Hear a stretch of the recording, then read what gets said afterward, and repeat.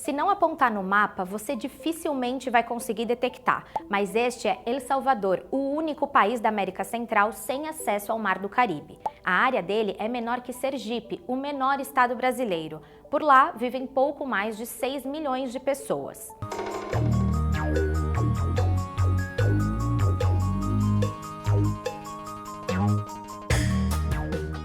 Não dá para dizer que esse é um país desenvolvido. O IDH de El Salvador é menor que o da Bolívia. A cada 5 pessoas, uma vive abaixo da linha da pobreza. Também não dá para dizer que é um lugar influente. Você provavelmente não conhece um único monumento ou uma música de lá. El Salvador nunca chegou a ganhar uma medalha em Olimpíadas e a sua última participação em Copa do Mundo aconteceu há mais de 40 anos, quando eles perderam de 10-1 para a Hungria, até hoje a maior goleada da história das Copas do Mundo. Mas apesar do amplo desconhecimento sobre esse lugar, você pode estar prestando mais atenção nele nos últimos anos. E a razão disso tem nome e sobrenome: Nayib Armando Bukele Ortiz. Quando Bukele assumiu a presidência de El Salvador em 2019, aos 38 anos, virou o mais jovem chefe de Estado da América Latina.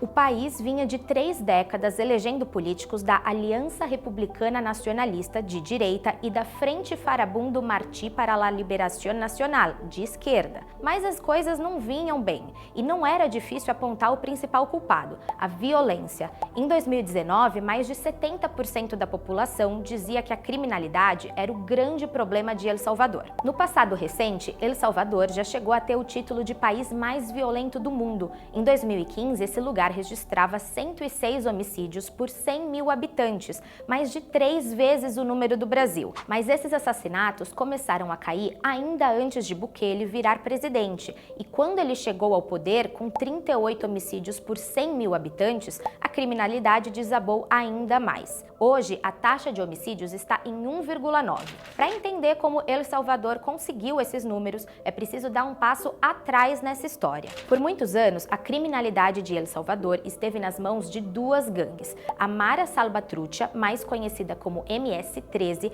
e a Mara Barrio 18. Mara é como são conhecidas as gangues nascidas nos Estados Unidos, criadas por imigrantes latino-americanos. A palavra vem do espanhol marabunta, a migração em massa de formigas que devoram tudo que encontram pela frente.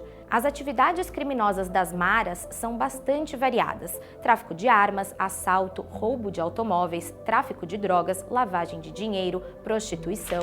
Entre 1979 e 1992, El Salvador passou por uma guerra civil que provocou uma grande migração de pessoas. Só nos anos 80, 92 mil salvadorenhos migraram para os Estados Unidos e a maioria se estabeleceu na Califórnia. Essas 2 gangues nasceram em Los Angeles exatamente nesse período e ajudaram a aumentar a criminalidade da costa oeste americana. Com o tempo, milhares de integrantes dessas gangues foram deportados. Só entre 2000 e 2004, pelo menos 20 mil criminosos regressaram à América Central. Desde então, essas 2 gangues ajudaram a transformar o Triângulo Norte da América Central, que inclui Guatemala, El Salvador e Honduras, em uma das regiões mais violentas do mundo, mesmo sem que uma guerra esteja acontecendo. Há décadas, os governos da região tentam enfrentar sem sucesso esse desafio. Mais um episódio foi fundamental para alterar a história de El Salvador. Em março de 2022, o país viveu o final de semana mais sangrento da sua história recente, quando um massacre com 87 mortos deixou o país de luto. Em resposta a esse episódio, a Assembleia Legislativa de El Salvador, a pedido de Bukele, declarou estado de exceção e ampliou os poderes da polícia. Em linhas gerais, o estado de exceção de Bukele permite prisões sem ordem judicial, aumenta o tempo que os detidos podem ficar de fato detidos sem comparecer a um julgamento, elimina a garantia de um advogado de defesa, elimina a garantia de um preso ser informado do motivo da sua prisão e reduz para 12 anos a idade em que as pessoas podem ser julgadas por crimes relacionados com gangues. O estado de exceção tinha previsão de durar 30 dias, mas foi prorrogado e continua em vigor até hoje. Desde que foi estabelecido, as forças de segurança de El Salvador prenderam dezenas de milhares de pessoas. Com a queda da criminalidade, Bukele virou uma estrela internacional, mas mesmo com esse sucesso, a sua ascensão política também vem recebendo um caminhão de críticas. E muitas delas são justas. Vou dar um exemplo. Não existe reeleição presidencial consecutiva em El Salvador. Nenhum presidente eleito antes de Bukele passou mais do que 5 anos no cargo, só que ele conseguiu burlar essa restrição constitucional com o apoio da Suprema Corte de El Salvador. Isso porque, em 2021, assim que o partido de Bukele, o Nuevas Ideas, conseguiu maioria absoluta nas eleições para a Assembleia Legislativa, os seus parlamentares destituíram o Procurador-Geral de El Salvador e todos os 5 membros da Câmara Constitucional da Suprema Corte do país, o que deu a Bukele o controle sobre o Executivo, o Legislativo e o Judiciário. Com isso, não foi difícil conseguir autorização para ser candidato à reeleição. A oposição tratou a medida como um golpe de Estado e a comunidade internacional seguiu o coro. Como resposta, Bukele passou a se auto-intitular sarcasticamente de El Dictador Más Cool del Mundo.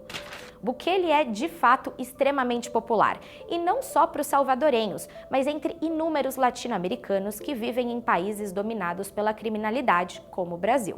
É inegável que El Salvador viu uma diminuição da criminalidade nos últimos anos, invejável a muitos habitantes do continente. Mas essa também é só uma parte dessa história. Desde o decreto de estado de exceção, mais de 85 mil pessoas foram presas em El Salvador, acusadas de ligação com as gangues. Isso equivale a 1,4% da população e fez com que o país atingisse a maior taxa de encarceramento do mundo. Hoje, a população carcerária de El Salvador é de 109 mil presos. A imensa maioria desses detidos não teve acesso a um julgamento até esse momento. O próprio governo de El Salvador reconhece que 90% dos presos aguardam por um julgamento na prisão. Para tentar enfrentar esse problema, os tribunais salvadorenhos passaram a realizar mega processos coletivos com centenas de presos julgados ao mesmo tempo. Há casos de julgamentos em massa com até 900 réus de uma vez, o que torna quase impossível para um juiz avaliar os casos corretamente e garantir um julgamento justo para cada réu.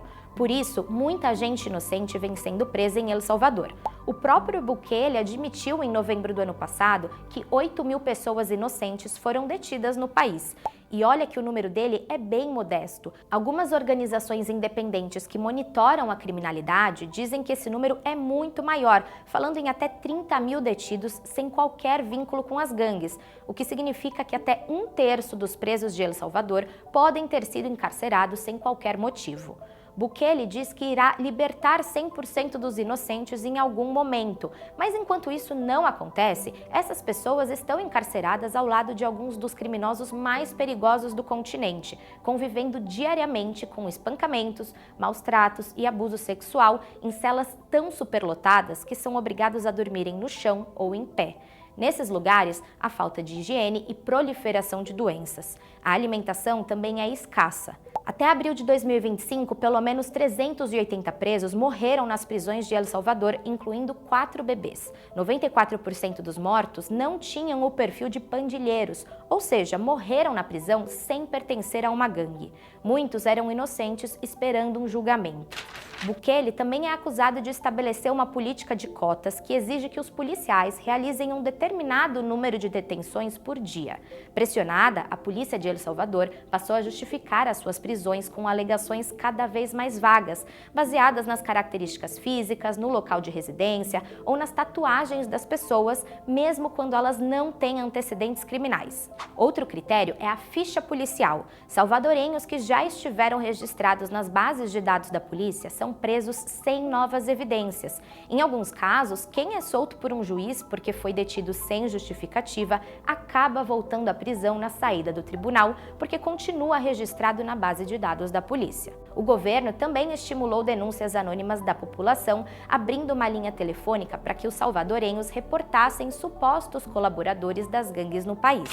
Embora seja verdade que esse mecanismo tenha ajudado a prender criminosos, também foi amplamente usado para acertos de contas pessoais. Vizinhos passaram a delatar desafetos sem provas, sabendo que as investigações são pobres e os julgamentos injustos. Basta uma acusação para condenar alguém. Dependendo do caso, as forças de segurança de El Salvador se recusam a informar as famílias sobre o paradeiro dos detidos, o que, para o direito internacional, constitui desaparecimento forçado. Para piorar, nesse momento não existe uma única entidade governamental independente que possa servir de freio ao poder do país. O amplo domínio de Bukele sobre os três poderes deixa uma margem muito pequena de espaço para qualquer contestação às violações dos direitos humanos.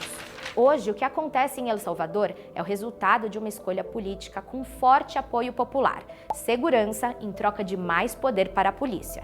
Depois de tanto tempo sofrendo com o crime organizado, muita gente vê nesse caminho uma esperança, mas o problema é que essa segurança pode ser só temporária, enquanto o autoritarismo pode ser permanente, cobrando um preço muito alto. El Salvador virou um estado policial e Bukele pode até ser o ditador mais cool do mundo, como ele diz, mas um ditador, no fim, é sempre um ditador, independente das roupas que veste.